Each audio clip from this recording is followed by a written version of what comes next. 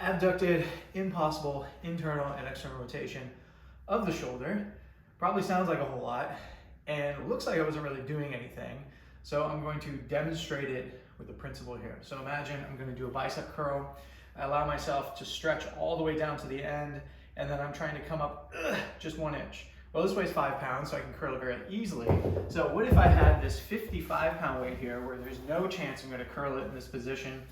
I get myself set up, I'm at a full stretch, and I try as I might to curl it, but it won't go. That's what we're doing. So we're essentially getting to end range and then trying like crazy, and this is an intersection, which, not to get into the details too much here, that plays on something called the bar protocol, which is basically a connective tissue health thing, which, because you're probably seeing this in the context of jiu-jitsu, we are looking to basically maximize our ability to tolerate tension at the end range of our shoulder. That all being said, how do we set this up? Because I think that context is a little bit important to understand, like, well, what are we even trying to accomplish? So I'm gonna get down like so. I'm gonna place my fist right next to my knee and my elbow down on the ground. This basically puts me into this position. This probably looks familiar. From there, I'm going to try and rotate out, but I won't be able to because my knee is in the way. Place my fist down, place my elbow down, rotate, press against my knee.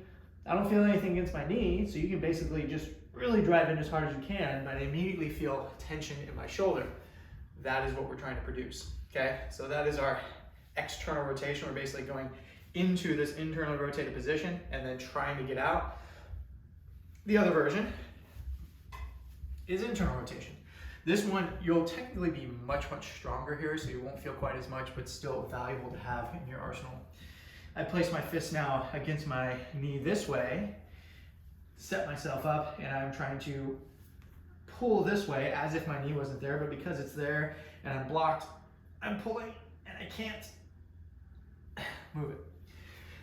What we're trying to do is replicate what happens if you get out into this position and you are fighting like crazy to pull back out. Now, this is not a submission prevention strategy. This is a damage prevention strategy once you get into the end range of a submission, to buy you a little bit of time to tap, or if you don't quite tap in time, you get that little oop pop, give you tools and strategies to help regain that function. So a bit more subtle in terms of the entire complex of movements, but hopefully that makes sense, and hopefully you find some benefit at the end ranges of your shoulder by executing this movement.